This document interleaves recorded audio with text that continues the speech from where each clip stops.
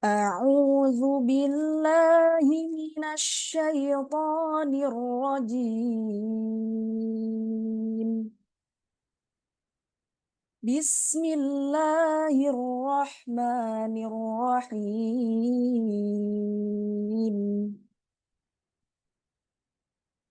وإذا رأوك إن يتخذونك إلا هزوا أهذا الذي بعث الله رسولا إن كاد ليضلنا عن آلهتنا لولا أن صبرنا عليها وسوف يعلمون حين يرون العذاب من أضل سبيلا أرأيت من اتخذ إلهه هواه أفأنت تكون عليه وكيلا أم تحسب أن أكثرهم يسمعون أو يعقلون إن هم إلا كالأنعام بل هم أضل سبيلا ألم تر إلى ربك كيف مد الظل ولو شاء لجعله ساكنا ثم جعلنا الشمس عليه دليلا ثم قبضناه إلينا قبضا يسيرا وهو الذي جعل لكم الليل لباسا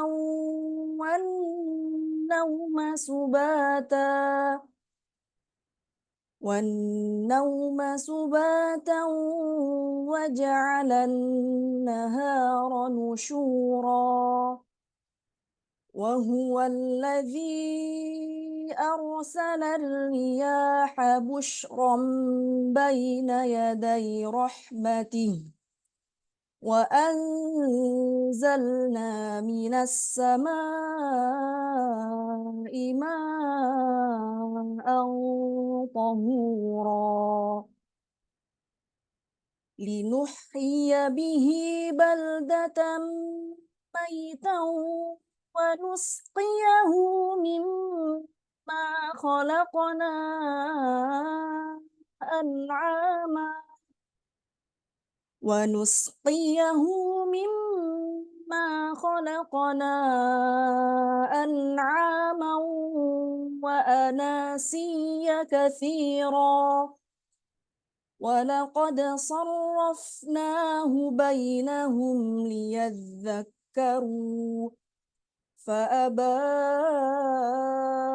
أكثر الناس إلا كفورا ولو شئنا لبعثنا في كل قرية نذيرا فلا تطع الكافرين وجاهدهم به جهادا كبيرا صدق الله العظيم.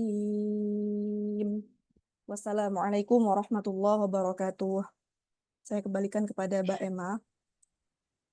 Waalaikumsalam warahmatullahi wabarakatuh. Terima kasih Mbak Dila untuk pembacaan ayat suci Al-Qur'annya. Kemudian acara selanjutnya kita langsung masuk ke materi ya yang akan dibacakan, yang akan disampaikan oleh Ustazah Kholiliyah. Nah, sebelumnya saya akan menyampaikan ya terkait profil dari Ustazah Kholiliyah tersebut. Beliau ini merupakan dosen agama Islam dari Universitas Penn ya. Kemudian narasumber Suara Surabaya dan juga pengasuh program fikih muslimah Masjid Al-Falah Surabaya. Mungkin langsung saja, selamat datang untuk Ustazah Kholilia. Waktu dan tempat dipersilahkan. Terima kasih atas waktunya. Sebelumnya suara saya jelas nggak? Jelas, Ustazah. Ya, Alhamdulillah. Ngapunten ini wifi-nya baru pulih ya. IndiHome katanya ada masalah seharian ini. Baik, saya mulai. Bismillahirrahmanirrahim. Assalamualaikum warahmatullahi wabarakatuh. Warahmatullahi Alhamdulillah. wabarakatuh. Innal hamdalillah nahmaduhu wa nasta'inuhu wa nastaghfiruhu wa nastahdih wa na'udzu billahi min syururi anfusina wa min sayyiati a'malina. May yahdihillahu fala mudhillalah wa may yudlilhu fala hadiyalah. Asyhadu an la ilaha illallah wahdahu la syarikalah wa asyhadu anna sayyidana wa habibana Muhammadan abduhu wa rasuluhu la nabiyya ba'dah. Allahumma anfa'na bima 'allamtana wa 'allimna ma yanfa'una rabbi shrah li sadri wa yassir li amri wahlul 'uqdatam min lisani yafqahu qawli amma ba'du. Para muslimah, ibu-ibu sekalian, di kajian malam hari ini alhamdulillah kita bersyukur pada Allah di kesempatan ini Allah beri kita rezeki sehat, rezeki waktu sehingga kita bisa berkumpul bersama dan tentunya ingin mencari kebaikan-kebaikan untuk bekal akhirat kita kelak. Ini tema kajiannya nyambung sama momen kemerdekaan Indonesia ya. Maka memang sangat pas banget karena kita itu sering menggaungkan merdeka-merdeka ya. Tapi ternyata di dalam diri kita sendiri ini belum terdapat makna merdeka sepenuhnya ya, atau bisa jadi sudah ada yang menemukan itu atau ada yang sudah mulai berproses ya. Para muslimah menjadi orang merdeka itu adalah impian banyak sekali manusia, bahkan bukan hanya manusia tapi juga makhluk hidup di dunia ini. Bahkan hewan pun ingin mereka itu merdeka ya. Mereka tidak ingin dibelenggu. Sama halnya dengan bagaimana manusia ingin tidak ada belenggu-belenggu dalam hidupnya. Dia ingin merdeka ya. Maka dari itu kita sebagai makhluk yang oleh Allah diberi bekal akal ya, dikasih bekal jiwa dan juga jasad ini ya. Kita yang diutamakan oleh Allah, kita yang dimuliakan di antara seluruh hamba-hambanya, makhluknya, maka kita yang harus punya pikiran, yang harus punya apa namanya ya, punya dorongan kuat untuk bisa eh, apa empati dan simpati terhadap makhluk Allah yang lainnya, termasuk tumbuhan, lingkungan, bahkan juga hewan-hewan dan lain sebagainya. Nah, para muslimah, kemerdekaan itu kalau di dalam bahasa Arab disebutnya dengan Al-Istiqlal ya. Makanya di Indonesia ada Masjid Istiqlal. Itu bagian dari simbol bahwasanya Indonesia ini sudah merdeka dan Masjid Istiqlal merupakan pusat ya, pusat rujukan-rujukan agama-agama yang lainnya yang ingin tahu tentang bagaimana agama Islam ya bisa nanti sambil ke sana ya. Nah, mohon maaf, bukan Masjid Al-Istiqlal atau arti kemerdekaan itu sendiri berarti secara hakikat dia tidak terbelenggu. Ya, dia itu punya yang namanya rasa eh, bebas ya, rasa bebas untuk mengekspresikan apapun yang dia miliki misalnya dari kompetensinya ya, kemampuannya ya, apapun yang mau dia lakukan itu al-istiqlal. Nah, secara makna apa hakiki memang seperti itu. Secara hakikat makna kemerdekaan ya begitu ya. Sebagaimana yang kita jumpai di Indonesia, alhamdulillah kita 350 tahun dijajah oleh Belanda ya, Inggris.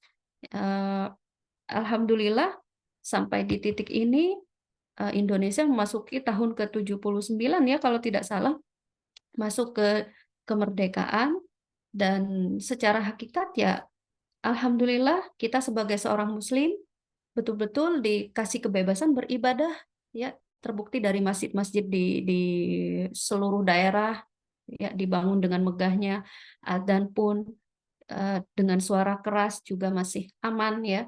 Bahkan kita juga di mana-mana mau melakukan kegiatan keislaman juga masih bebas juga ya. Alhamdulillah itu patut kita syukuri. Secara hakikat kita sudah ada di titik kemerdekaan.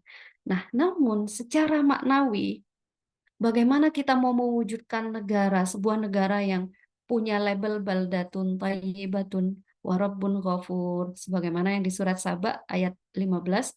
Saya yakin ini tidak asing mungkin di telinga kita ya. Label ini adalah label tertinggi kita sebagai masyarakat dalam sebuah negara ya. Bahkan secara individu bagaimana mau melahirkan masyarakat yang baik, maka kita harus memanage ya, memanage pribadi yang baik juga. Sebab masyarakat itu kan terbentuk dari ya individu-individu itu. Ya, kemudian menjadi masyarakat yang baik itu diawali dari individu-individu yang baik juga.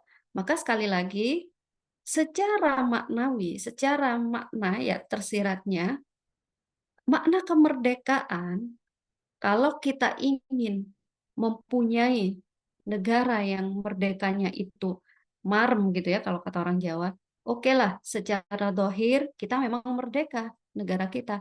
Nah secara batin ini kalau kita ingin dohir dan batin sama-sama merdeka, maka ayo harus punya kesadaran individu ya, mau agama apapun kita, terlebih kalau kita muslim ya, kita punya pegangan Al-Quran, kita punya pegangan sabda-sabda Rasulullah, ya hadis-hadis Nabi itu semuanya wahyu dan berdasarkan eh, berdasarkan apa yang memang sudah Allah tetapkan.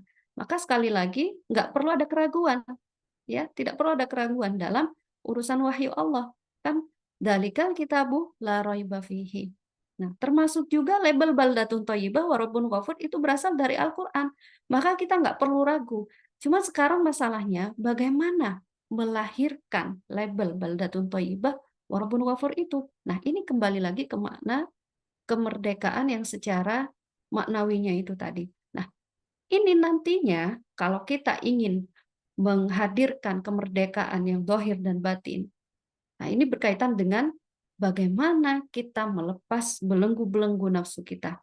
Ya, maka kalau dirasa-rasakan, ya oke, alhamdulillah kita di tempat atau di daerah yang aman, kita di tempat yang sudah merdeka, tidak dijajah oleh siapapun. Tapi secara individu, sudahkah kita merasa tidak dijajah? Sudahkah kita ini merasa tidak ada yang membelenggu di dalam diri kita? Jawabannya ada di diri kita masing-masing. Nah, bagaimana mau ngecek itu semua? Bagaimana mau merasakan apakah saya ini merdeka atau belum ya? Nah, hanya diri kita yang tahu, dan kalau kita ada yang merasa, oh kayaknya aku belum deh. Nah, maka harus kita segera membuat beberapa planning ya, dan harus segera berproses untuk menuju kemerdekaan yang dohir dan juga batin.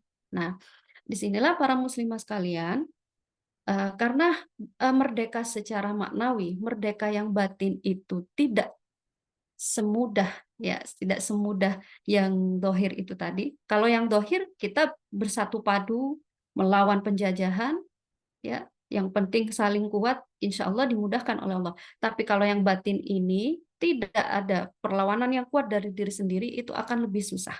Maka Rasulullah SAW pernah mengatakan kita itu berjihad dari jihad yang kecil menuju jihad yang besar. Ya, apa maksudnya Rasulullah ketika itu disabdakan saat habis berperang ya? Loh kok bisa Rasulullah berjihad dari yang kecil ke jihad yang besar?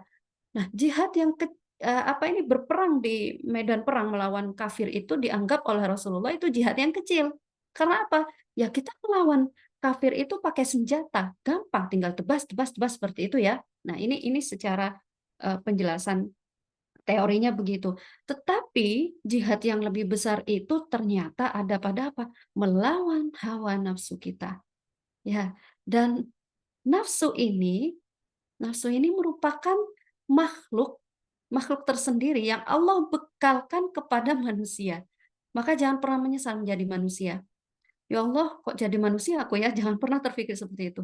Karena kalau kita mau mengkaji lebih dalam lagi, walaqad karramna bani Adam, kata Allah ya, sungguh kami muliakan, kami faddalna, bahkan ya kami utamakan manusia itu di antara makhluk yang lainnya. Karena apa? Allah itu tahu spek manusia itu dengan sebagus itu dikasih apa namanya ya? Kalau elektronik itu kita punya spek-spek apa mungkin yang canggih-canggih begitu. Kita punya nafsu, kita punya akal, ya, kita punya jasad juga, ya, ada ruh juga. Maka ini sebenarnya berat memang. Tapi kalau kita bisa memimpin seluruh yang sudah Allah bekalkan pada kita, ini amanahkan pada kita, maka kita akan menjadi sebaik-baik makhluk Allah. Ya, kalau mungkin ada yang pernah terfikirkan kita ada yang takut sama jin ya, ada yang takut sama setan, ada yang takut sama hewan mungkin ya. Mungkin kalau takut sama hewan secara tabiat masih wajar ya, tapi kalau takutnya sampai takut berlebihan itu agaknya perlu diruqyah ya. Dan kalau kita takut sama jin, kita merasa jin itu lebih hebat dari kita salah besar. Ya. Yang benar adalah seharusnya mereka para jin, mereka para setan takut sama kita. Ya, malaikat aja ada beberapa momen ya, mereka itu iri sama manusia. Maka bersyukurlah para manusia, kita sebagai manusia dilahirkan dan diciptakan oleh Allah, menjadi makhluk yang dimuliakan oleh Allah. Maka jangan hinakan diri kita dengan apa? Dengan sikap-sikap kita, dengan nafsu-nafsu kita yang tidak bisa kita atur ya, yang tidak bisa kita didik, yang tidak bisa kita tarbiyah. Jadi sekali lagi, benarlah apa yang disabdakan Rasulullah, kita itu berjihad dari jihad yang kecil menuju jihad yang besar, yaitu apa? Melawan hawa nafsu.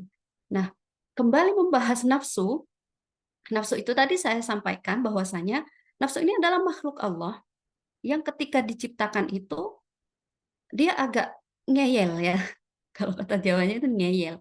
Ngeyel ini kan berarti dia anani, ya. Dia anani dan anani itu artinya egonya tuh sangat tinggi. Egonya sangat tinggi. Kalau ada manusia yang suka dikit-dikit aku loh gitu ya. Nah, itu masih ori ya. Itu masih ori. Orinya manusia itu kalau dia sombong, dia tinggi hati, dia itu mudah dengki, dia mudah suudon ya. Kalau kita menjumpai ada manusia yang seperti itu berarti masih ori ya. Dia belum mengupgrade apa yang apa namanya yang memang harus diupgrade gitu. Ibaratnya kalau kalau ada smartphone ya, ada upgrade upgrade ininya, softwarenya ya. Nah, maka manusia sama seperti itu. Dia punya spek ori dan ada apa software-software yang memang harus di-upgrade. Ya, kalau kita tahu tadi banyak sekali di Al-Qur'an dijelaskan spek orinya manusia itu wa kanal insanu wa khuliqal insanu dha'ifa. Manusia itu diciptakan dalam keadaan lemah. Ya, siapa yang suka dikit-dikit mengeluh, halu'ah. Ya, itu manusia memang orinya begitu. Manusia itu kalau dia dikasih rezeki sama Allah, manu'ah, dia memang suka bakhil, ya. Dia suka apa ya, menahan hartanya. Ya itu manusia secara ori. Jadi kalau kita ingin apa tidak sesuai dengan ori yang jelek itu, ayo di-upgrade. Di-upgrade apa? Jiwa kita, ya, di-upgrade jiwa kita. Karena siapa yang bisa mengarahkan jiwanya pada yang baik, maka apa? Allah akan memberikan keridhaan. Allah akan memberikan dia taufik. Allah akan memberikan dia jalan hidayahnya. Ya, kalau kita sering mendengar hidayah itu dijemput, iya benar. Karena memang nggak ada jiwa itu yang ujuk-ujuk langsung dapat hal yang baik. Kecuali mungkin Allah pilih ya untuk para anbiya wal mursalin. Nah, kita kan manusia biasa nih. Manusia yang bukan maksum. Bukan Allah jamin tidak lepas dari dosa. Semua manusia itu adalah pendosa. Adakah di sini yang mengaku tidak menjadi pendosa? Ya, nggak ada. Dan tetapi Allah ngasih harapan. Rasulullah melalui sabdanya ngasih harapan. Wa khairul khata'in at-tawwabun. Tapi ingat, jangan pernah putus asa. Sebaik-baik pendosa, artinya manusia, mau dia pendosa seperti apapun, mau sebesar apapun dosanya, masih banyak harapan untuk mendapatkan taubat dari mendapatkan ampunan dari Allah. Dengan cara apa? Ya dijemput ampunan itu. Caranya adalah taubat. Ya, ini mengawali dari bagaimana mengenal nafsu itu. Nafsu itu ibaratnya hewan peliharaan ya, ya harus kita ikat. Ikat dengan apa? Ikat dengan kesadaran-kesadaran tinggi kita, ya. Ikat dengan memahami diri kita sendiri itu siapa diri kita ini. Kan Allah juga sudah berpesan ya, wa fi anfusikum afala tubsirun. Cobalah lihat dirimu, ya wahai manusia. Pernahkah kalian melihat itu? Pernahkah kalian mau membuka mata ya tentang diri kalian sendiri? Ya, nggak usah membaca tentang organ-organ tubuh kita, nggak usah pelajari itu dulu. Pahami kita ini terdiri dari unsur apa? Oh, ternyata punya nafsu. Wah, nafsu ini yang sering berperang sama kita. Kadang nafsu itu ada baiknya, kadang dia menarik ke hal yang buruk. Maka untuk menstabilkan nafsu agar selalu mutmainnah ini yang cukup berat dan menjadi jihad yang sangat besar sekali dibandingkan jihad berperang di medan perang. Nah, nafsu itu karena dia makhluk Allah, ketika diciptakan egonya sangat tinggi. Terbukti dari ketika Allah menanyakan, "Man anta?" Siapa kamu? Ya. Dia menjawabnya ana, wa anta. Aku ya aku. Dan engkau ya engkau begitu ya. Sampai 3 kali barulah nafsu itu tunduk mengatakan ana abduka wa anta robbi. Aku ini adalah hambamu, aku ini adalah makhlukmu, dan engkau adalah Tuhanku. Baru ketiga kalinya. Maka kalau ada dari kita yang merasa, kok kayaknya mau berbuat baik itu susah ya, memang nggak cukup sekali. Ya, nggak cukup sekali untuk memotivasi, nggak cukup sekali untuk mendengarkan nasihat, nggak cukup sekali untuk ikut kajian. Memang harus berkali-kali. Atau kita merasa ada anak kita, saudara kita, teman kita, dinasehatin kok bebel banget ya. Itulah nafsu. Nafsu itu memang harus diulang-ulang untuk diajak pada hal-hal yang baik. Sekali gagal, dicoba lagi. Sekali gagal, dicoba lagi. Ya, eh, jangankan kita, Allah saja mengulang sampai 3 kali. Apalagi kita sebagai manusia biasa. Maka kalau kita ingin mengajak manusia pada yang baik, ya perbaiki dulu diri kita. Supaya apa? Supaya kita ini mudah mengajak dia untuk jadi baik. Ya, kan ibaratnya magnet ya. Kalau kita ini eh, bisa baik, ya kita akan menarik yang baik-baik juga. Sebaliknya kalau kita ini buruk, susah untuk mengajak mereka baik gitu ya. Jadi harus bisa menjadi baik dulu, solihahkan diri kita, baru insya Allah kita bisa dengan mudah mensolihahkan orang lain. Ya, nah itu nafsu. Kemudian nafsu ini para muslimah disebutkan di Al-Quran. Macamnya nafsu itu ada 3. Ya, macamnya nafsu itu ada 3. Yang pertama nafsu yang terbaik yaitu mutmainnah. Dan nafsu mutmainnah ini mungkin di sini ada yang namanya mutmainnah ya. Mutmainnah itu tenang. Ya, dia tenang, bawaannya itu kalem ya. Dan nafsu mutmainnah ini selalu menarik pada hal-hal yang baik. Jadi antara ruh dan jiwanya itu stabil ya. Diajak ke yang baik-baik dia itu gampang banget. Itu nafsu mutmainnah. Dan sebagaimana janji Allah di surat Al-Fajr ya, Tuhan nafsul mutmainnah. Bagaimana kata Allah? Hei, nafsu-nafsu yang tenang, ya. Hei, hamba-hambaku yang bisa berhasil membawa dirinya, membawa nafsunya pada nafsu mutmainnah. Irji'i, kembalilah kamu nafsu mutmainnah ila rabbiki radiyatan mardiyah. Kembali kepada Tuhanmu. Dengan apa? Dengan kamu ridho pada Allah dan Allah juga ridho gitu. Jadi apa ya, memang saling merindu gitu ya. Allah rindu sama hamba yang bisa membawa dirinya menjadi nafsu mutmainnah. Dan nafsu yang mutmainnah itu juga merindukan Allah. Ya, selalu merindukan Allah dan selalu ingin membawa dirinya itu pada hal-hal yang baik dan ketaatan. Maka sekali lagi, nafsu yang terbaik dan teratas itu adalah nafsu mutmainnah. Lalu kemudian yang kedua, selain nafsu mutmainnah, ada nafsu yang di tengah-tengah. Yang di tengah-tengah ini disebut nafsu lawamah. Ya, nafsu lawamah itu adalah nafsu yang antara ruh dan jiwanya itu saling tarik menarik ya. Jadi saling tarik menarik. Makanya labil dia. Diajak kebaikan dia ya bisa ya, diajak ke keburukan dia juga mudah gitu ya. Jadi intinya mau diajak kebaikan bisa, mau diajak ke yang buruk-buruk dia juga dengan mudahnya gampang terikut. Dan biasanya nafsu lawamah ini ada banyak pada diri anak-anak remaja ya. Anak remaja yang sudah mulai tumbuh dari fase anak-anak menuju dewasa itu ya, kan ada remaja itu ya. Itu biasanya suka loh, ini kan aku gitu ya. Nggak usah ikut-ikutan, apa kata aku gitu ya. Nah, ini nafsu lawamah. Jadi tarik menarik dia.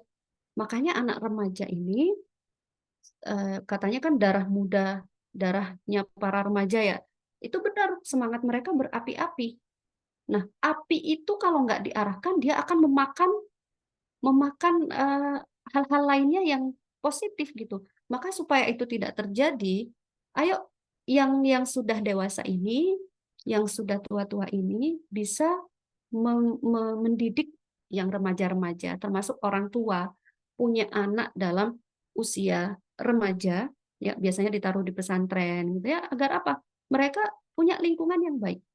Ya, ada yang mengarahkan api mereka itu supaya tidak memakan yang positif-positif, memakan yang positif. Jadi gimana sekiranya api itu membakar yang negatif-negatif aja, membakar kebebasan yang tidak diajarkan dalam agama Islam, ya, misalnya pergaulan bebas, membakar eh, kesombongan, membakar kedengkian, membakar kemalasan, ya. Jadi membakar hal-hal yang negatif-negatif itu. Harapannya begitu di masa remaja. Nah, itu nafsu lawamah. Nah, ada di surat Al-Qiyamah ini ya. Nah, nafsu lawamah itu labil. Jadi kalau kita menjumpai ada teman kita yang pribadinya itu, dia gampang diajak kebaikan, tapi sangat gampang juga diajak ke keburukan atau kemaksiatan. Maka ini harus kita ajak-ajak terus pada hal-hal yang positif, pada hal-hal yang baik-baik, pada ketaatan, ya supaya mereka itu bisa menjumpai atau menemukan kepada mana ya seharusnya dia melabuhkan nafsunya yang baik gitu. Memilih nafsu yang diridhoi oleh Allah dan nafsu tersebut juga ridho terhadap Allah. Nah, itu nafsu yang kedua. Tapi tidak menutup kemungkinan yang besar pun, yang sudah tua pun masih punya yang namanya nafsu lawamah ini, masih labil gitu. Kalau ada orang tua-tua keladi misalnya, dia belum bisa memanage nafsunya. Kadang dia ya kumat kumat maksiatnya, ya kumat baiknya, ya maka ini masih labil. Maka tidak menutup kemungkinan yang sudah tua, yang sudah dewasa sekalipun, bahkan yang berilmu agama setinggi apapun, harus tetap minta pertolongan pada Allah. Karena yang namanya nafsu itu, jangan kita sekali-kali merasa sombong, ya. Aku nggak pernah maksiat, aku nggak pernah yang namanya minum minuman keras, misalnya. Aku nggak pernah pergaulan bebas. Ingat, bisikan setan itu halus, bisa jadi kita terseret pada kemaksiatan yang lain-lainnya yang memang tidak tampak. Ya, apa itu? Sombong, ria, ya. Itu kemaksiatan yang besar juga, tapi sering kita abaikan. Maka sekali lagi, jangan pernah meremehkan bisikan-bisikan setan yang halus ini. Tetap kita harus minta pertolongan kepada Allah. Ya. Nah, berikutnya nafsu yang ketiga adalah nafsu yang paling buruk. nafsu yang harus kita hindari, dan inilah yang disebut oleh Rasulullah jihad, menuju jihad yang besar, yaitu melawan hawa nafsu kita, ya, yaitu nafsu ammaroh. Inna nafsa la ammaratun bisu. Sesungguhnya nafsu ammaroh itu selalu menarik pada keburukan, selalu menarik kita pada kejelekan, ya, kemaksiatan.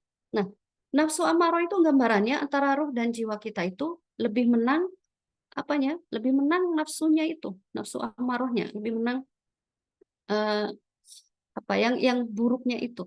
Jadi kalah yang baik.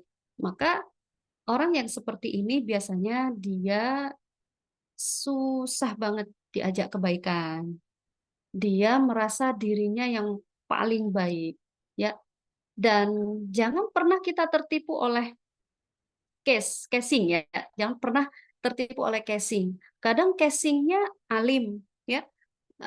Kadang casingnya itu meyakinkan seperti dia itu adalah orang yang berilmu agama yang bagus, tapi ternyata menyimpang nafsu ammarah, ya. Nauzubillahi min dzalik.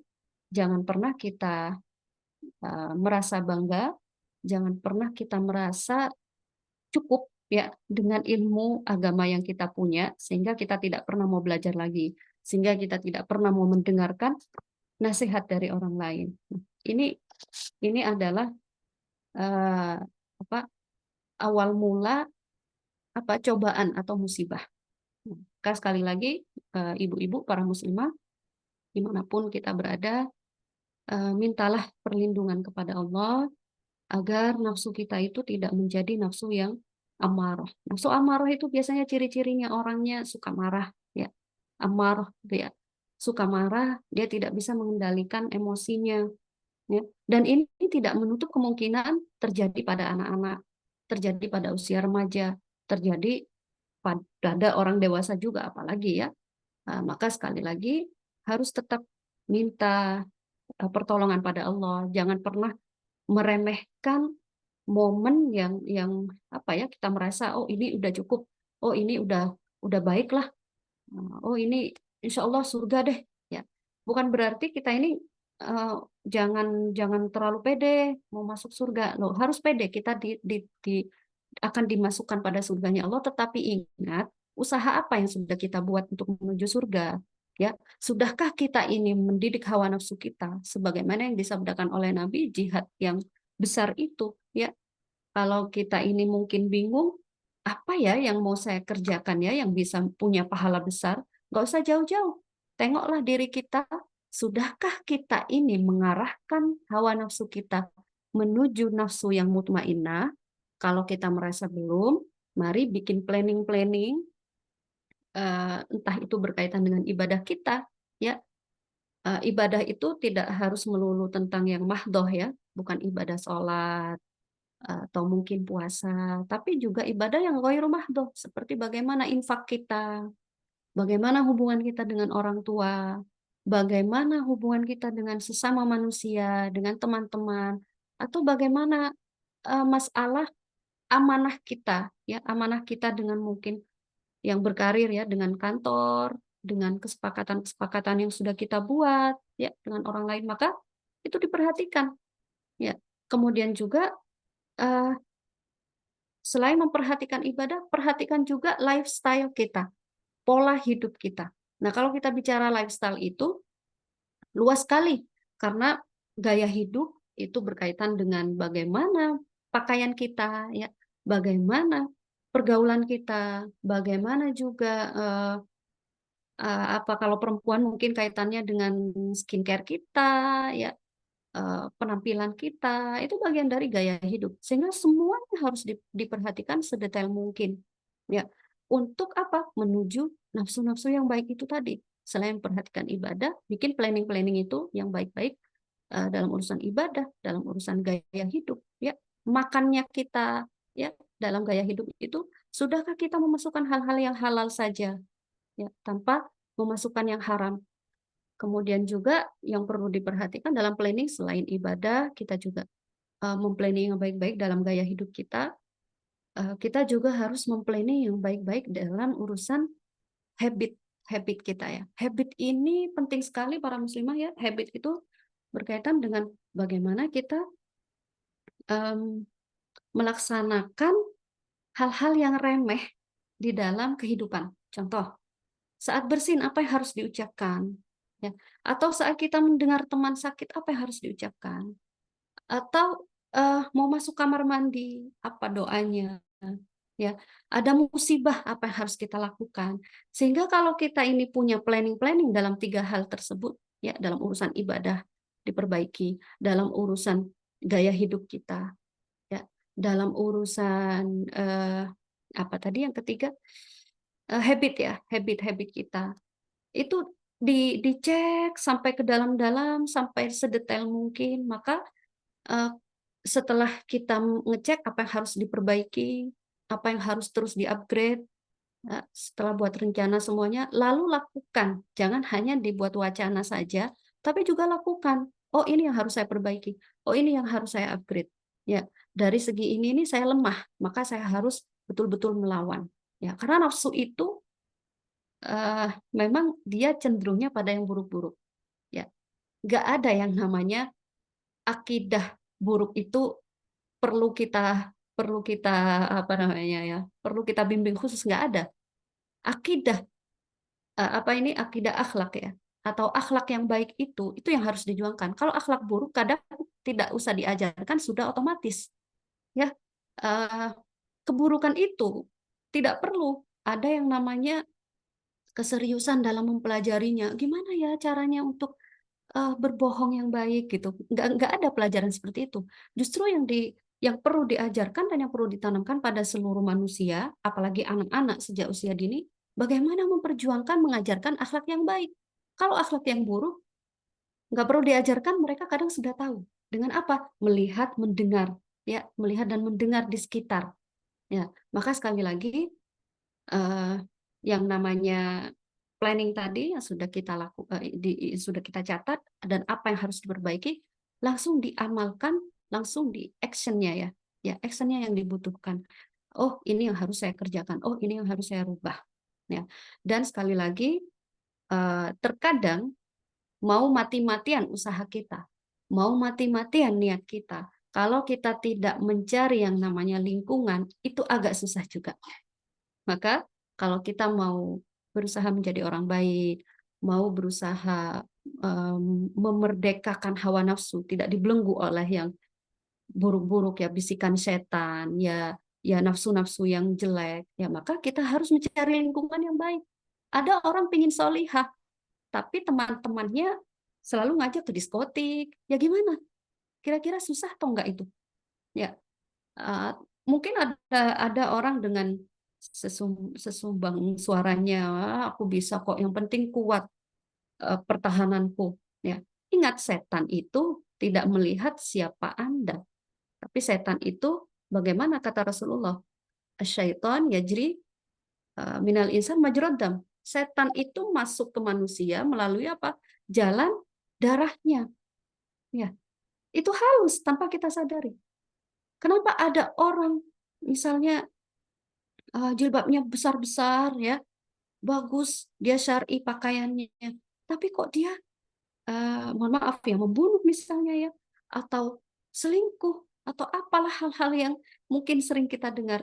Jangan dilihat pakaiannya, tapi ingat dia punya nafsu. Seorang ustadz punya nafsu, seorang kiai juga punya nafsu, ya. Apalagi kita manusia biasa gitu. Nah, maka sekali lagi jangan pernah menilai orang itu karena tampilannya begini kok nggak nyangka ya. Tapi yang harus disangka adalah oh dia manusia, bukan maksum. Yang maksum hanya Rasulullah. Oh dia manusia yang juga punya nafsu. Bisa jadi dia sedang tidak bisa mengikat nafsunya atau tidak bisa mengatur nafsunya. Banyak orang yang tadinya itu baik-baik saja, lalu menjadi tidak baik-baik saja. Ya bisa jadi dia sedang turun. Nah, sedang turun, apanya turun? Keimanannya. Maka kalau kita bahas tentang nafsu, bagaimana memerdekakan hawa nafsu ini, harus selalu bisa meng-up atau memberikan booster pada keimanan kita. Ya. Bagaimana memberikan booster pada keimanan? Al-imanu yazidu wa yanqus. Kata Rasulullah, iman itu naik, bisa bertambah, bisa turun juga. Pernah nggak kita malas ibadah? Pernah nggak kita lagi apa namanya ya, lagi kayak merasa jauh banget dari Allah. Nah, itu iman lagi turun. Bagaimana iman bisa naik? Bagaimana iman bisa turun? Al-imanu yazidu wa yanqus. Yazidu bit ta'ah wa yanqusu bil ma'siyah. Kata Rasulullah, iman itu bisa naik dengan ketaatan. Jadi kalau pas lagi futur iman kita, mungkin ngajinya dibanyakin, dipaksa, kayak mau muntah pun nggak apa-apa. Supaya apa? Ya supaya ini yang futur itu tadi jadi kembali dikasih booster gitu ya. Nah, atau kata Rasulullah, iman itu berkurang, ya dia bisa menurun karena apa? Kemaksiatan. Kita kadang kalau habis melakukan kemaksiatan, malas ibadah. Ya, kita kalau dekat-dekat dengan maksiat, jadi apa? Jadi kayak orang jahat. Ya, sikap tuh kok kayak agak enak ya. Ini kenapa aku ya kayak bukan diriku. Nah, saat-saat kita menjumpai kita begitu, ya ini yang harus dilakukan adalah introspeksi diri. Apa yang salah dari aku ya? Jangan-jangan aku masih berkutat dengan hal-hal yang haram. Jangan-jangan aku make-make yang haram. Jangan-jangan aku ini makan sesuatu yang haram. Atau jangan-jangan aku ini apa ya telah eh, menggunakan lisanku ini apa melontarkan sesuatu yang haram, ya. Maka sekali lagi kalau kita dapat musibah, jangan langsung ya Allah apa sih dosaku? Ya, apa sih salahku ya Allah? Padahal aku sudah baik. Harus dengan sedetail mungkin kita cari apa yang mungkin itu bisa menjadikan kita dimurkai oleh Allah. Seperti itu tadi, cek ibadah kita, cek gaya hidup kita, dan cek habit kita. Oh, jangan-jangan pas makan pakai tangan kiri, itu gampang banget kemasukan jin. Ya, oh jangan-jangan kita ini suka makan makanan yang instan. Ya, memang itu halal, ada label MUI-nya, tapi kan eh, apa nggak toib buat tubuh kita, numpuk penyakit. Makanya sekarang banyak yang cuci darah di usia muda, ya karena begitu, tidak memperhatikan lifestyle-nya. Ya, maka sekali lagi sampai sedetail itu, kita sebagai Muslim harus bisa sedetail itu memikirkan apa yang perlu kita koreksi dalam hidup kita. Ya, maka ibu-ibu sekalian, para muslimah, nggak apa-apa cerewet sama anak, ya, atau yang menjadi guru di sini cerewetlah sama muridnya, tapi usahakan cerewet pada hal-hal yang positif yang bisa merubah mereka itu jadi lebih baik. Contoh, buang sampah di mana, ya?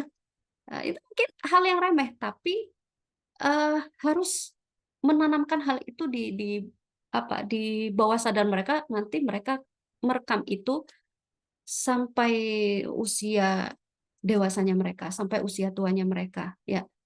Atau membiasakan eh, apa yang diajarkan oleh Rasulullah dari hal-hal yang kecil saja. Masuk kamar mandi pakai kaki apa, ya. Oh, kalau misalnya eh, kita mau keluar rumah baca doa apa, ya. Itu hal-hal remeh. Kepada anak pun juga seperti itu. Jangan tiup makanan, ya. Karena kalau kita ini meremehkan sunnah sekecil apapun sunnahnya, atau kebiasaan-kebiasaan yang diajarkan dalam agama Islam, hal remeh-temeh, dan kita remehkan itu, atau kita abaikan, itulah jalan jin gampang masuk dalam dunia kita, dalam diri kita. Sehingga nafsu kita akhirnya dikuasai oleh bisikan-bisikan setan. Nauzubillah min dzalik. Kedengarannya memang seperti kok kayaknya susah banget ya. Intinya apa yang sudah saya sampaikan dari awal sampai akhir ini harus tetap diimbangi dengan doa. Mau usaha kita sebagus apapun, mau lingkungan kita sebagus apapun, kalau kita tidak pernah mengimbangi itu semua dengan doa, minta pertolongan sama Allah.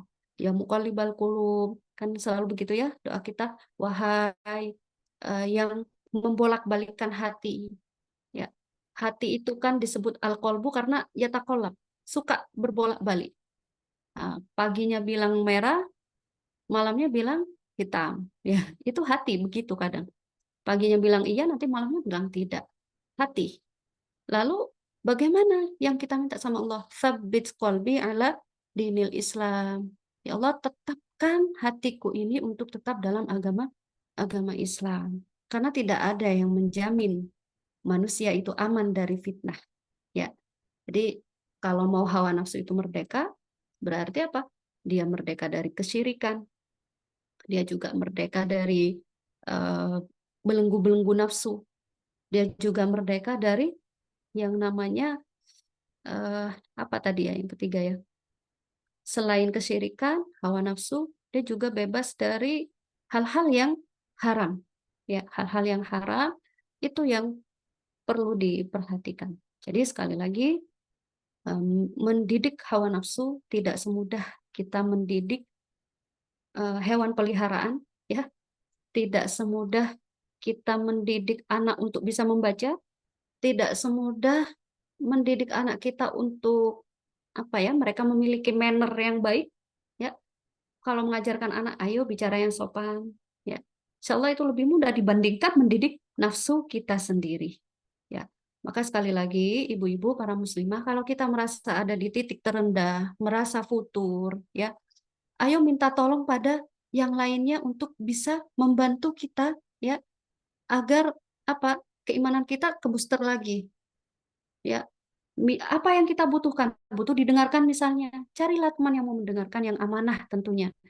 Oh, saya butuh sendiri, ya sudah sendiri aja dulu. Saya butuh apa tilawah sebanyak mungkin, silakan mengaji sebanyak mungkin. Oh, saya butuh ke masjid, silakan datang ke masjid. Apa yang Anda butuhkan untuk terus menambah keimanan Anda, tapi yang jangan ngadi-ngadi gitu ya. Kadang saya butuh ini Ustazah, jalan-jalan ke pulau yang indah ya. Itu namanya nanti ingin memenuhi hasrat nafsunya yang nggak baik juga.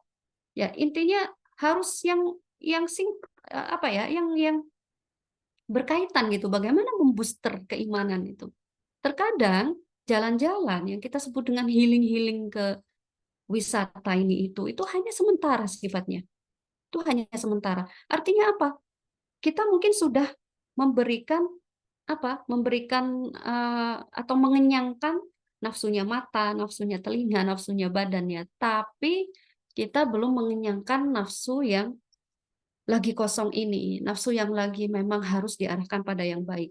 Ya, banyak orang itu hartanya hartanya melimpah, ya, kehidupannya dicukupkan, nggak ada kekurangannya lah dia dari segi materi. Tapi ternyata apa? Jiwanya kosong. Ya, dia bingung nafsunya ini mau diarahkan kemana. Maka kalau orang itu bisa mendidik nafsu, insya Allah dia bisa mendidik atau dia bisa memimpin manusia yang lainnya. Ya, sekali lagi, eh, kalau kita ini ingin menjadi pemimpin yang baik, ya silahkan jadilah pemimpin untuk nafsu dulu. Ya, maka sering saya sampaikan pada anak-anak muda, terutama yang laki-laki, Anda itu jangan sibukkan, ya, ketika mau menikah, jangan sibukkan diri dengan milih MUA siapa, mau apa, mau rencana tema pernikahannya seperti apa. Jangan sibuk sama itu, tapi sibukkan sama nambah ilmu, sibukkan sama perbaiki mental, ya, perbaiki juga ini nafsunya, ya, perbaiki niat juga, karena itu berkaitan dengan kejiwaan kita. Ya, dengan Anda mempersiapkan itu semua, maka nanti akan terarah. Saya menikah ini tujuannya apa? Kenapa saya memilih dia?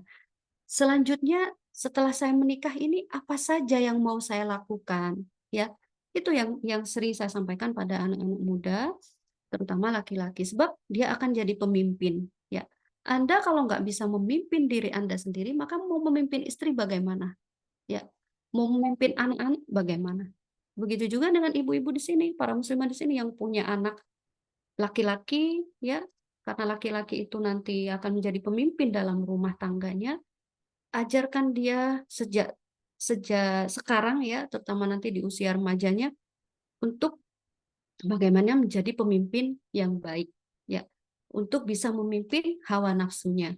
Ya, sesekali dites nggak apa-apa, ya, sesekali kita ajak ngobrol berkaitan dengan bagaimana tanggung jawab dalam hidupnya, ya, untuk tahu sejauh mana sih anak saya ini bisa menjadi pemimpin, ya.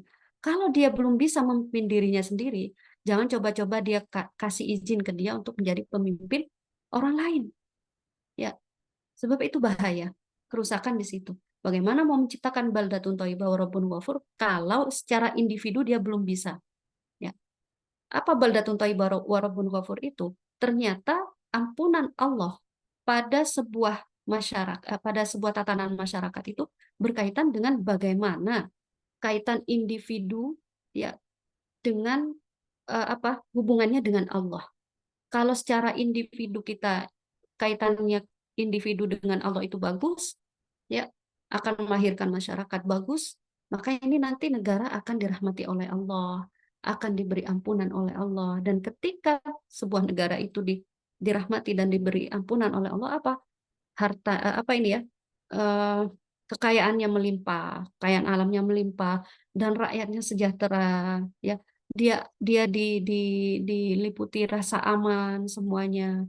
Nah, maka sekali lagi kalau kita merasa mungkin, aduh nggak tenang hidup di Indonesia, ya ayo kita sebagai masyarakat Indonesia jangan malah lari dari negara kita, tapi apa? Saya harus bisa memperbaiki minimal dari keluarga. Ya, oh nanti saya jadi guru, saya akan melahirkan murid-murid yang berkualitas, yang bisa menjadi masyarakat yang diridhoi oleh Allah. Gitu. Ya, semoga kita semua diberikan kemudahan oleh Allah untuk menjadi pribadi sebagai hamba Allah yang terbebas dari belenggu nafsu yang buruk, ya, dan kita merdeka secara maknawi, merdeka dengan diri kita sendiri. Nafsu kita ini bisa kita arahkan pada hal-hal yang baik, kita bisa menjadi pemimpin pada nafsu kita sendiri. Pemimpin yang baik, pemimpin yang berkualitas untuk diri kita sendiri. Insya Allah seperti itu yang bisa saya sampaikan. Sebelum saya tutup, mungkin ada yang mau ditanyakan, monggo ibu-ibu sekalian. Oke, baik. Terima kasih banyak Ustazah. Ini tadi saya sebenarnya mau mengingatkan kurang 5 menit, tapi sudah diakhiri, Alhamdulillah.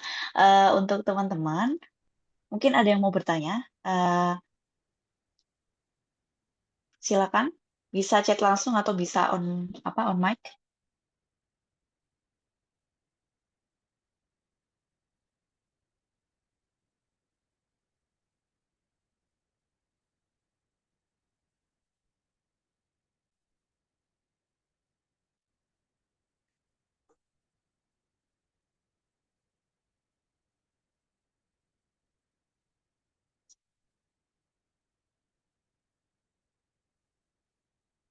Oh, gini Ustazah, kalau gitu dari saya ya, sambil menunggu dari teman-teman yang lain. Oke, saya Emma Ustazah, selaku moderator pada hari ini. Jadi, gini Ustazah, kan tadi ini menarik ya, maksudnya kan kita lagi panas-panasnya juga tahu bahwa saudara kita yang ada di Palestina itu saat ini juga sedang diuji sama Allah Subhanahu wa Ta'ala ya. Padahal juga mereka apa ya banyak negara-negara atau bahkan kaum yang bukan muslimin itu tersadar betapa kuatnya iman mereka itu saat diberikan cobaan saat ini gitu. Nah, beliau tadi kan saya juga bilang bahwa ada keterkaitan nih antara individual dengan kayak hablum minallah sama hablum minannas gitu kan ya. Nah, itu ketika negara itu individualnya itu bagus dengan Allah, Allah akan merahmati negara tersebut gitu. Apakah mungkin apa ya, rahmat dari Rasulullah ya rahmat dari Allah itu, bentuknya itu ya seperti saudara-saudara kita di Palestina itu ataukah, selain itu maksudnya kan itu kan hal yang berkebalikan dari yang, Ustazah sampaikan tadi. Kalau misalkan negara yang makmur, mungkin banyak apa, sumber alamnya itu melimpah, pokoknya tenang-tenang aja, masyarakatnya ada di sana gitu. Itu tuh kan berkebalikan dengan apa yang dialami sama saudara kita yang ada di Palestina, seperti itu. Itu bagaimana kita, apa ya, maksudnya kan takutnya tuh ada orang yang seperti, "Ah, masa masa iya sih seperti itu?" Padahal kan negara Palestina itu orangnya imannya juga kuat-kuat, kita tahu, tapi tetap aja dicoba sama Rasulullah kayak gitu. Eee, kan takutnya tadi kayak seperti tadi sebagai, apa namanya, orang Indonesia yang Oke, kita tinggal oke, di sini takut merasa tidak aman gitu loh Ustazah, oke, eee, kita tuh harus seperti apa gitu menyikapinya. oke. Oke, bisa dipahami, insya Allah pertanyaannya. Kadang kita berpikir gini ya, kenapa sih Palestina itu dijajah? Apa memang padahal kan secara individu agamanya kuat-kuat ya. Spiritual mereka itu kita kalah gitu ya. Maka itu tadi para muslimah, makna istiqlal, makna merdeka itu secara dohir mungkin Indonesia iya, ya. Tapi secara batin bagaimana? Kita nggak tahu ya. Untuk mendapatkan apa label baldah thayyibah, negara yang baik dan Rabbun Ghafur, ya Tuhannya juga mengampuni atau merahmatinya. Nah, ini ternyata berat. Palestina yang kita lihat seperti itu bisa jadi memang itu baldatun thayyibah. Ya, kita nggak bisa menilai dohirnya.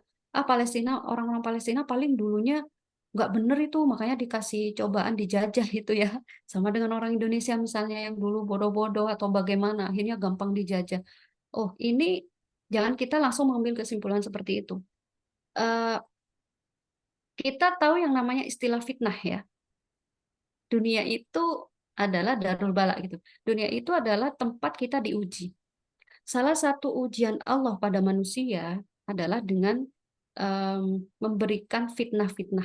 Fitnah itu bukan sebagaimana makna di Indonesia ya. Kalau fitnah itu di Indonesia eh, apa membuat berita yang tidak sesuai dengan kenyataannya itu fitnah kalau kata orang Indonesia. Tapi kalau fitnah dalam bahasa Arab, fitnah itu sendiri adalah ujian, cobaan yang memang Allah berikan pada seseorang.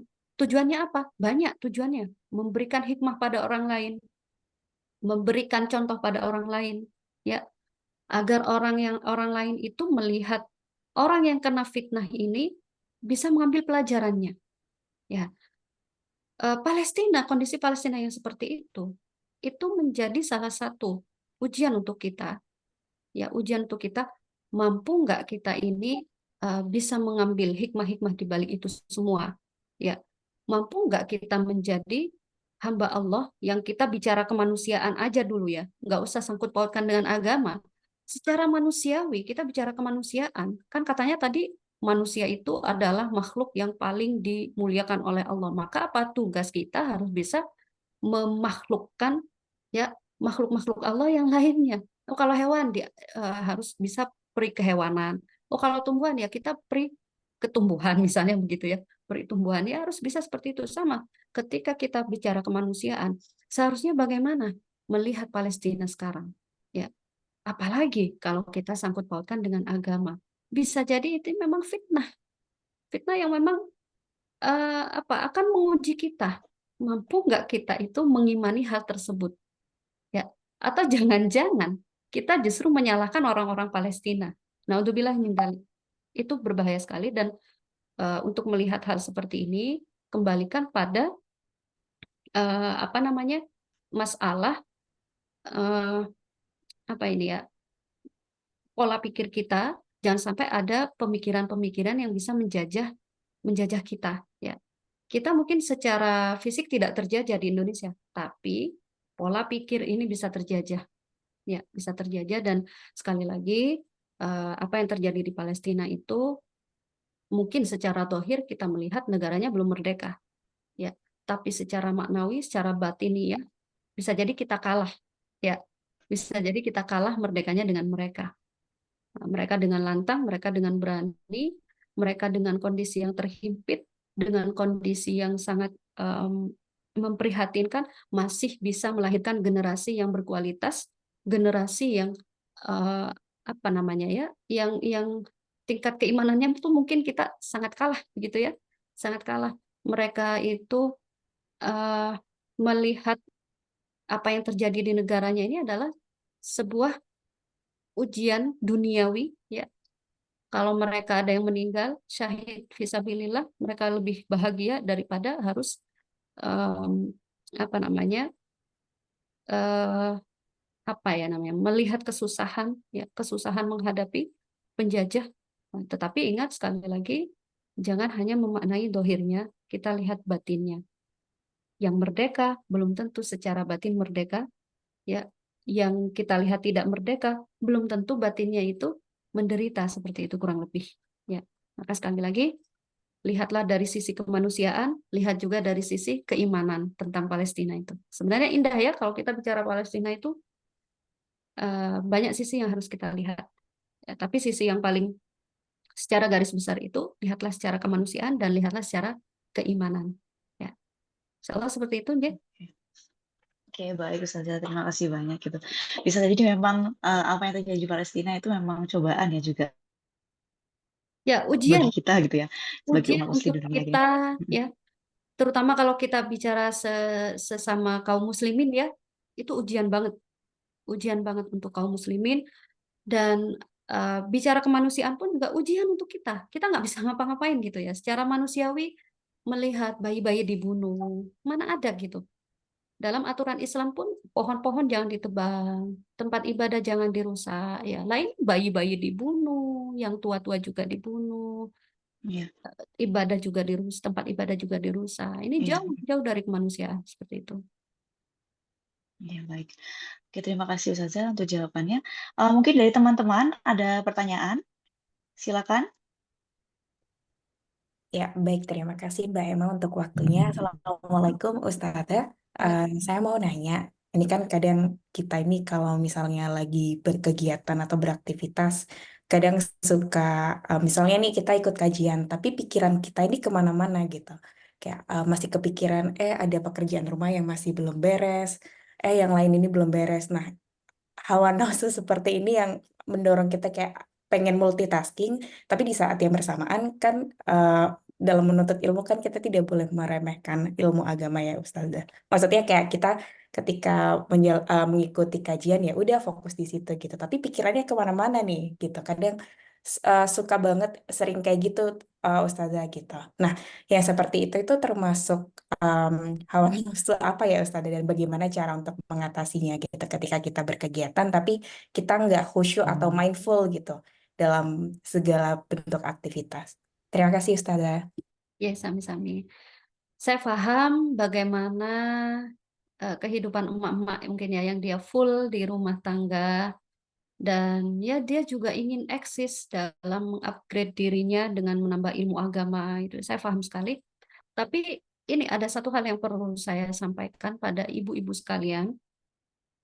Menuntut ilmu itu yang berkaitan dengan fardu ain kita, ya kewajiban individu itu memang wajib, ya.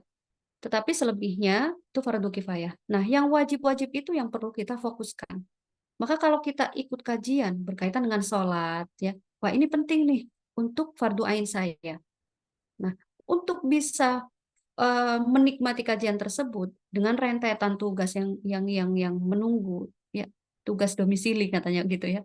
Maka satu, ibu harus tata niat, ya, sebab niat itu suka berubah-berubah, Bu.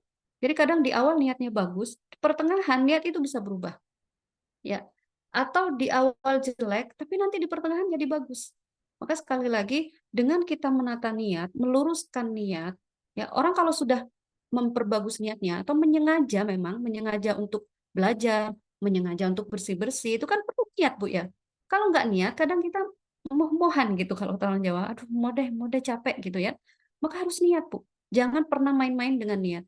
Misalnya ibu hanya sekedar iseng deh ikut kajian daripada di rumah gabut, misalnya begitu ya. Saya tidak merekom. Lebih baik ibu di rumahnya aja dulu. Ya, karena memang satu harus memaksakan niat lurus. Ya, dengan niat lurus, maka insya Allah pandangan kita, kemudian pendengaran kita akan fokus menyimak. Ya, sebab kita sudah berazam, sudah menekatkan hati kita bulat-bulat gitu ya. Nah, kemudian ibu harus paham prioritas.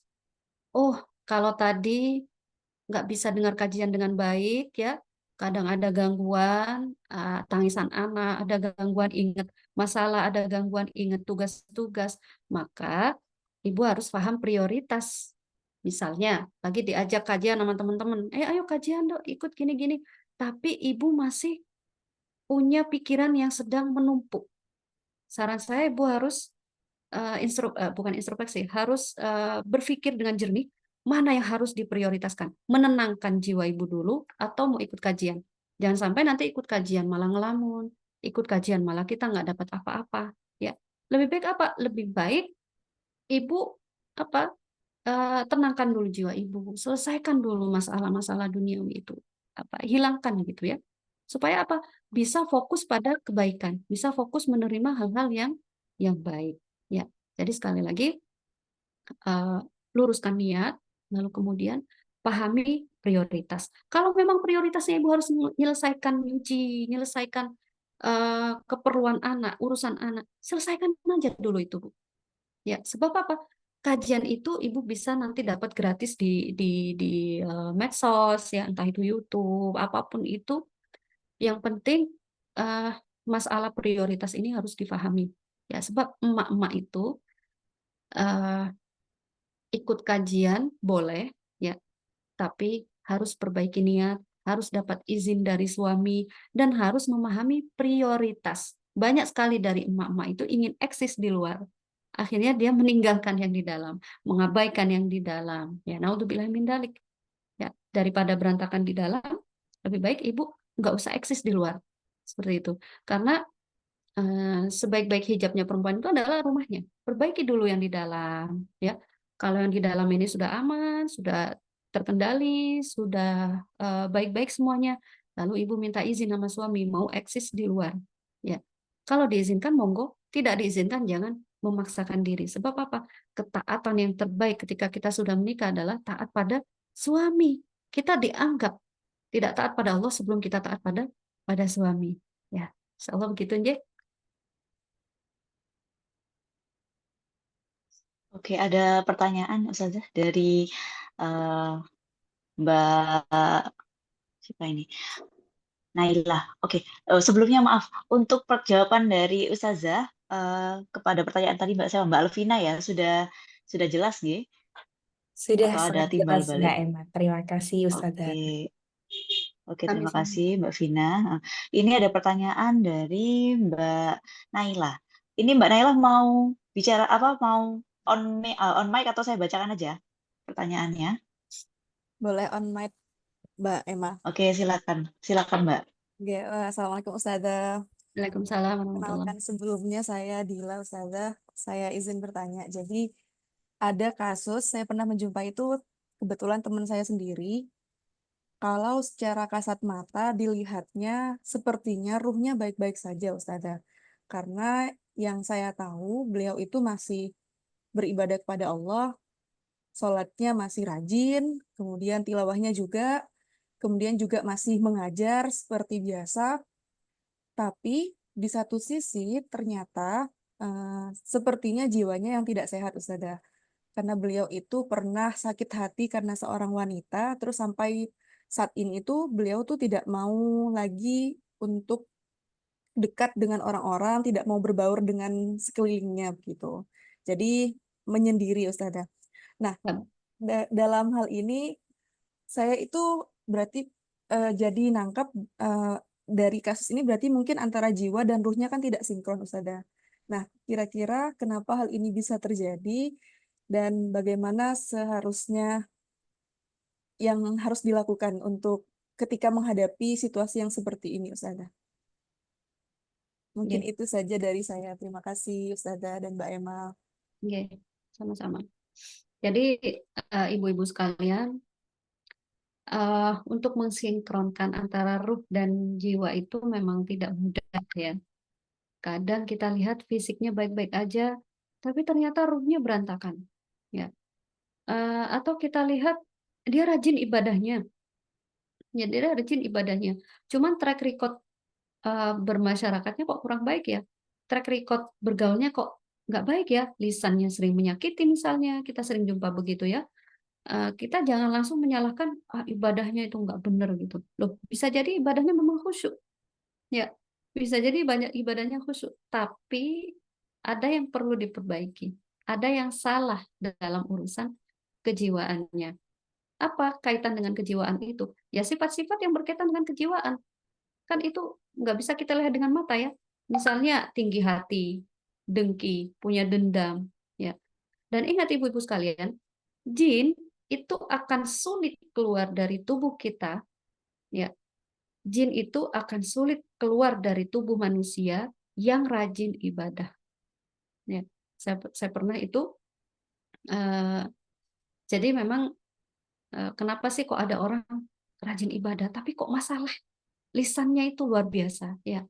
Jadi ada jin itu yang menyukai atau suka mengganggu ya. Dia dengan mudahnya bisa mengganggu orang yang rajin ibadah. Loh kok bisa? Padahal kan rajin ibadah. Justru karena mereka tertipu dengan ibadahnya. Jadi jin bisa dengan gampangnya menggoda dia. Jin dengan gampangnya masuk pada tubuhnya. Contohnya yang seperti dikatakan oleh Rasulullah, al-maghrur. Maghrur itu adalah orang yang tertipu. Tertipu oleh apa? Oleh ibadahnya sendiri. Berarti ada niatan yang kurang baik dari ibadahnya. Atau bisa jadi punya masalah jiwa, suka merasa bangga dengan ibadahnya. Ya, dia sudah merasa ibadahnya itu lebih baik daripada ibadah orang lain.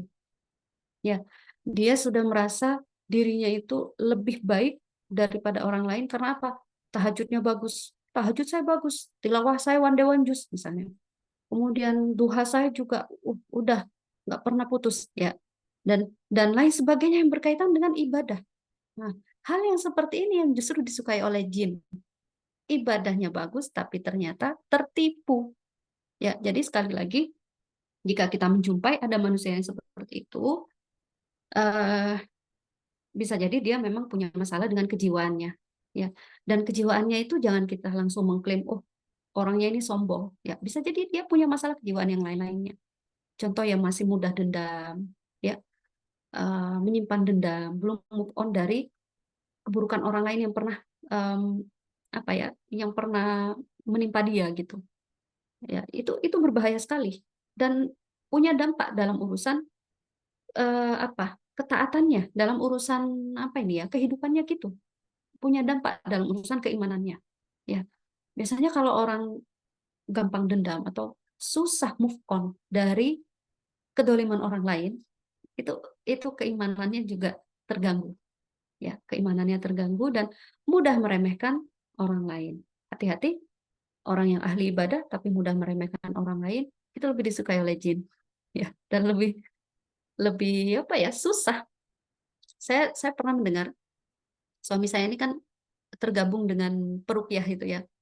Dan beliau itu pernah ikut pelatihan di Banyuwangi 1 minggu kalau nggak salah, itu bahas tentang dunia jin. Ya, yang saya pernah diajari oleh suami saya itu, jin itu justru suka sama Muslim yang rajin ibadah, tapi dia tertipu oleh ibadahnya sendiri. Ya, jin juga suka sama orang yang dia berlebihan dalam urusan kebaikan, dalam urusan yang mubah, bukan kebaikan ya, berlebihan dalam urusan yang mubah. Contoh, ada orang hobi mancing, ya, memancing itu kan mubah ya, bukan sunnah, bukan wajib, itu kan hobi, ya, itu rata-rata pada hobi.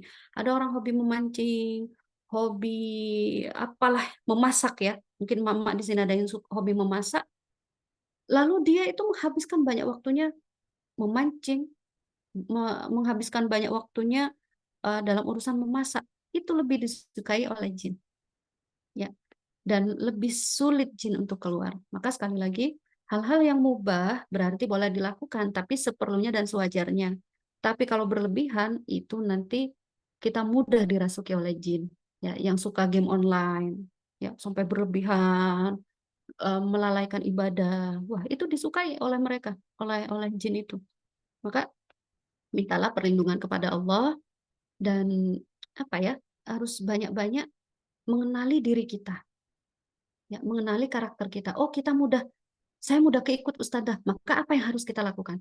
Oh, saya ini mudah marah ustadzah, saya mudah terpancing. Apa yang harus lakukan? Antisipasi penanganan, ya, penanganan saat nanti berkaitan atau berhubungan dengan orang lain, ya, bergaul dengan orang lain. Insya Allah seperti itu, Nje. Oke, baik. Terima kasih Ustazah atas jawabannya. Bagaimana Mbak Dila? Ingin menanggapi atau sudah cukup? Mempertegas aja mungkin Mbak. Berarti untuk kasus yang ini Ustazah, jadi tidak cukup hanya dengan diruqyah nggak Ustazah, tapi secara kejiwaan Ya, juga perlu dites terlebih dahulu gitu nggak Ustazah? betul.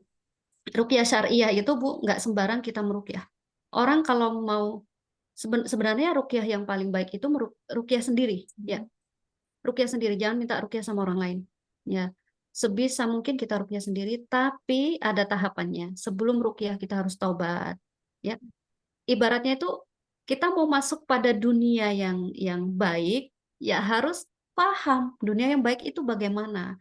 Sama halnya ketika kita ingin jiwa kita ini bersih, harus tahu apa yang harus kita bersihkan.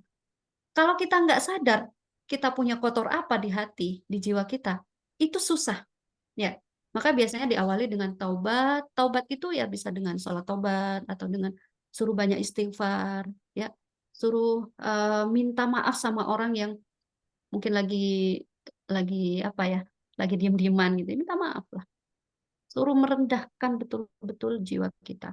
Kalau masih ada orang yang dia itu mau ruqyah, tapi di dalam hatinya masih masih apa ya, masih tersimpan hal-hal yang buruk, itu agak susah. Mau bersih jinnya agak susah. Ya, jadi seperti itu ya. Siap Ustazah, jazakillah khairan Ustazah. Ya, Pak, ya. Oke, terima kasih Mbak Dila. Sudah cukup ya dari Mbak Dila. Ini ada 2 penanya lagi Ustazah. Dari Mbak Rofa, mungkin bisa on mic ya Mbak Rofa? Silakan.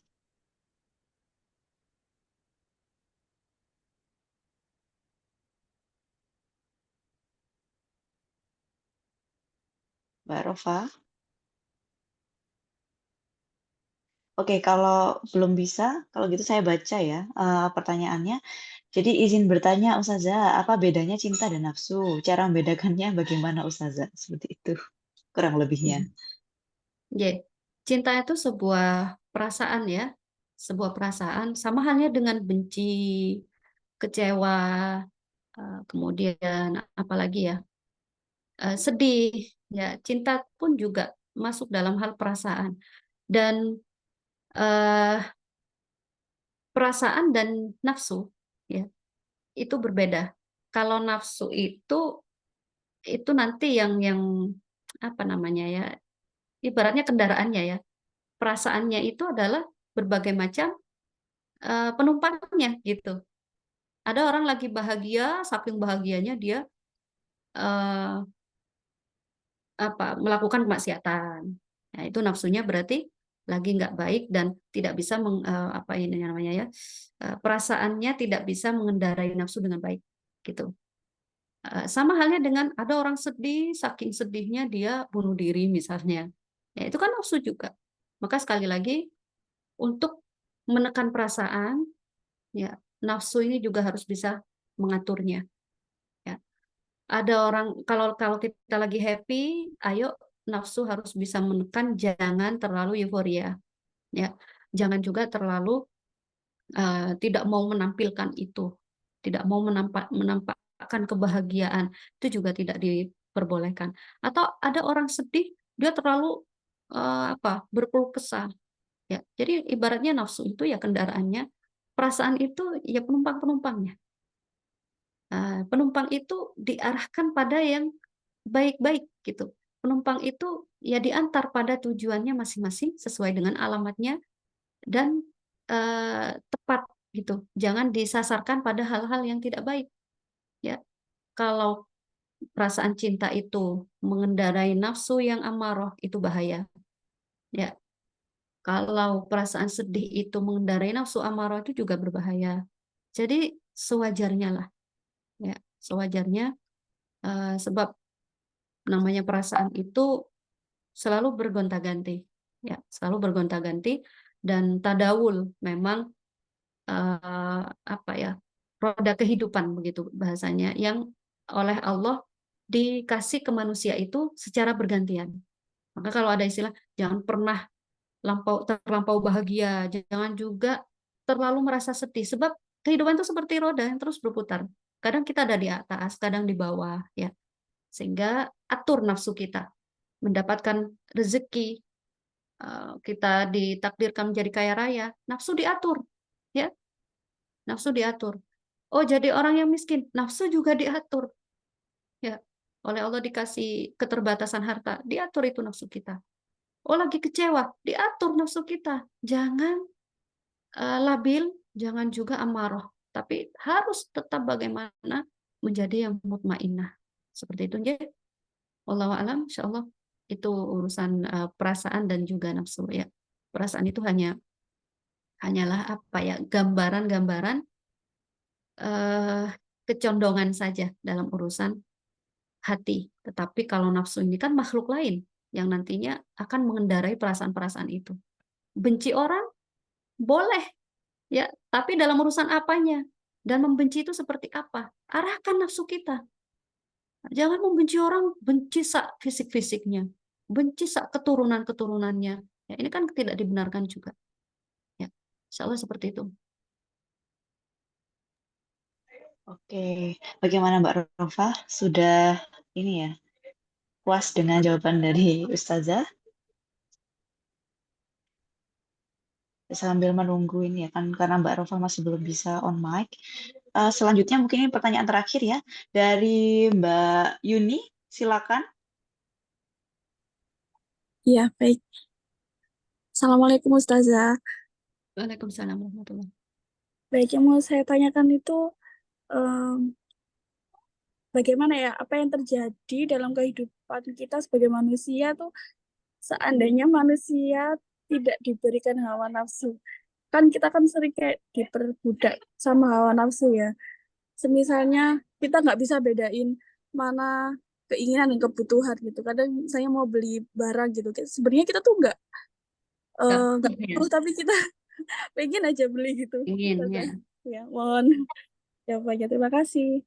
Ya, sama-sama. Andaikan manusia itu tidak dibekali nafsu oleh Allah, jadi malaikat kita. Ya, betul itu. Malaikat ini, kenapa kita sering pakai istilah, ya aku kan manusia, bukan malaikat, gitu ya. Nah, malaikat itu adalah makhluk Allah yang memang diciptakan tanpa nafsu. Ya, tanpa nafsu, sehingga mereka itu ketika Allah mengatakan bertasbihlah engkau, dia akan terus bertasbih sampai kiamat. Ya, maka malaikat itu punya tugasnya masing-masing. Ada yang ditugaskan menyampaikan wahyu, ada yang ditugaskan mengatur hujan dan lain sebagainya, begitu ya. Ada yang ditugaskan mencabut nyawa. Nah, itu malaikat muslimah ya, para muslimah ya.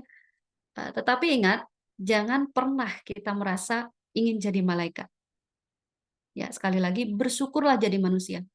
Kalau dipikir-pikir, kembali lagi ke ayat wa fi anfusikum afala tubsirun. Tidakkah kamu mau melihat? Tidakkah kamu mau berpikir tentang dirimu, wahai manusia? Kenapa kamu dimuliakan oleh Allah? Kenapa kamu lebih diutamakan dibandingkan makhluk yang lain? Apa rahasianya? Nah, itu yang perlu kita pelajari. Ya, sehingga jangan pernah punya cita-cita ingin jadi malaikat.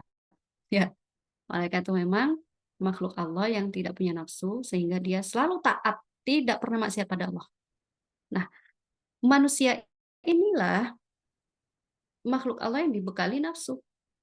Ketika kita nggak bisa membedakan ini nafsu atau apa ya, bisikan kebaikan atau bisikan keburukan ya, ini nafsu yang bagus atau yang tidak ya. Nah, ini harus bisa memahami konsekuensi berikutnya, dampaknya.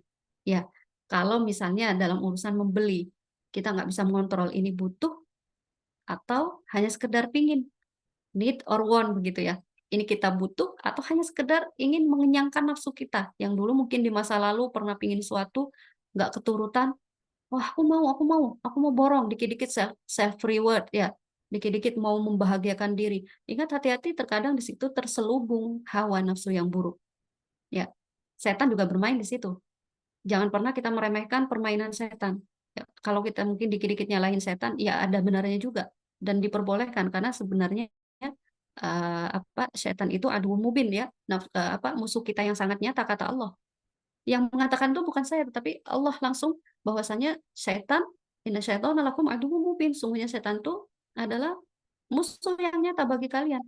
Dia masuk ke dalam kehidupan kita itu halus sekali tanpa kita sadari. Salah satunya dalam urusan membeli tadi, shopping ya. Shopping itu ya kita sering tertipu, ternyata nggak butuh ya. Kalau dampaknya ternyata membuat kita menyesal, itu berarti tadi adalah hanya sekedar hawa nafsu. Maka sekali lagi, kalau mau belanja emak-emak, para muslimah ya, memang ini kan identik dengan perempuan ya, shopping, apalagi ya, ya ngoleksi-ngoleksi alat masak misalnya, ngoleksi pakaian dan lain sebagainya, itu memang kecondongan perempuan. Dan kenapa kok perempuan? Sebab perempuan ini yang mudah ditipu daya oleh setan. Ya. Nah, maka harus berpikir dengan jernih. Ya, Mbak Uni nanti kalau mau belanja, saya butuh ini enggak ya? Mau beli wajan misalnya, ini wajan terbaru ini wajan yang anti lengket, anti gores dan lain sebagainya. Tapi coba berpikir dengan jernih. Di rumah sudah ada 3 wajan. Ya, sekiranya saya membeli wajan baru, bagaimana nasib 3 wajan yang lainnya? Ya, bagaimana nanti hisapnya? Belum lagi nanti harta saya sia-sia. Oh, nanti muncul lagi bisikan, tapi kan kamu nanti suatu saat pasti butuh. Mumpung lagi promo, mumpung lagi diskon. Itu bisikan-bisikan yang akan terus datang. Sehingga lawan ya, lawan. Dan itulah jihad yang besar. Ya. Jadi need or want-nya itu kita yang harus bisa melawannya, kita yang lebih tahu. Ya. Maka saya sebenarnya kurang suka shopping. Baru kalau memang ada kebutuhan, saya shopping gitu ya. Tapi kalau nggak ada kebutuhan dan bingung hanya sekedar cuci mata, itu saya kurang suka. Tapi bukan berarti ini saya ini adalah zuhud, warok, bukan lebih ke situ, tapi eman-eman waktu, eman-eman juga harta. Ya, sehingga kalau ingin ada pada tahap memahami apa kebutuhan kita dan apa yang hanya sekedar lapar mata, ya lapar nafsu saja, harus dilatih. Memang harus terus dilatih. Ajak jiwa kita itu ngobrol. Ya, berterima kasihlah pada mereka kalau bisa diajak pada ketaatan. Ya, dan ajaklah untuk beristighfar. Kalau perlu memang ajaklah mereka itu merenung menangis. Ya, karena memang yang diajarkan Allah kenapa kita harus banyak menangis daripada banyak ketawa. Karena nafsu ini untuk diajak bisa mudah diajak pada kebaikan, yang memang harus diawali dengan banyak menangis. Ya, harus diawali dengan banyak menangis. Kalau banyak ketawa ya lupa nanti. Ya, lupa sama bagaimana mau mengajak mereka pada kebaikan. Ya, kalau dengan menangis, menundukkan nafsunya itu akan mudah untuk diarahkan pada kebaikan. Tapi sekali lagi semua harus diimbangi dengan doa kita pada Allah. Ya, insyaallah seperti dia, Mbak Uni.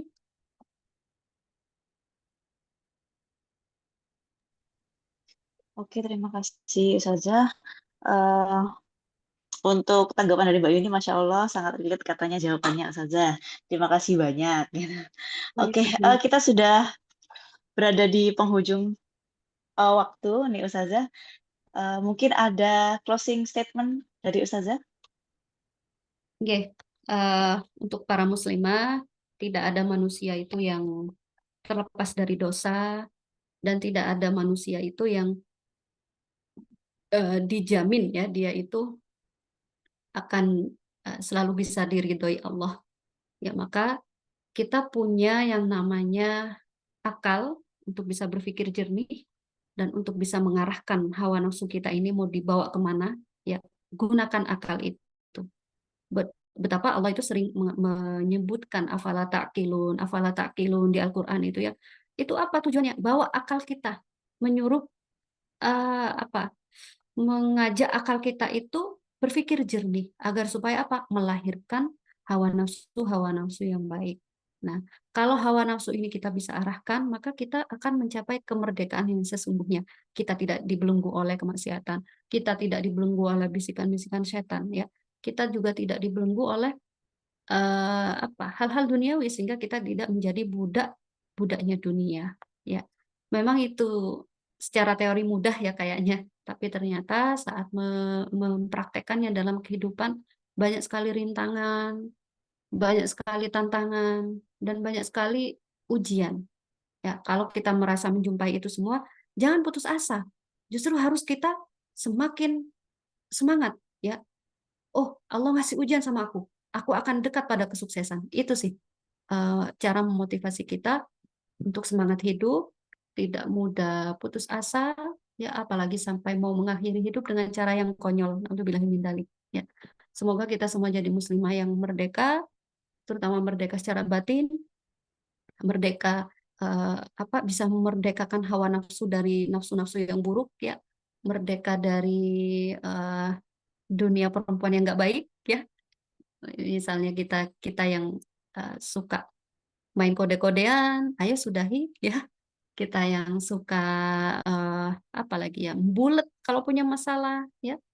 Kita yang suka apa eh, mudah sekali lisan kita ini ghibah ya, atau rasan-rasan itu harus segera dimerdekakan ya, karena jihad yang besar ada di situ para muslimah.